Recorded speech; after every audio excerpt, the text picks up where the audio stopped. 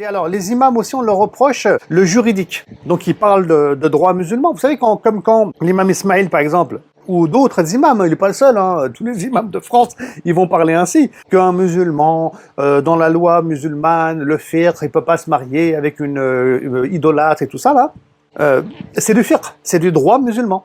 En parlant ainsi, ça peut être interprété en face par le gouvernement français comme le fait qu'il y a une invitation à ne pas respecter la loi française qui donne la liberté aux uns et aux autres de se marier comme ils veulent, et plutôt de suivre les lois de la charia et les lois de l'islam.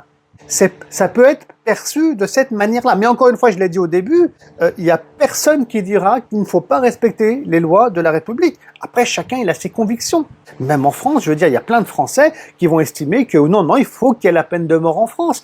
Est-ce qu'on va les perquisitionner à 6 heures du matin ?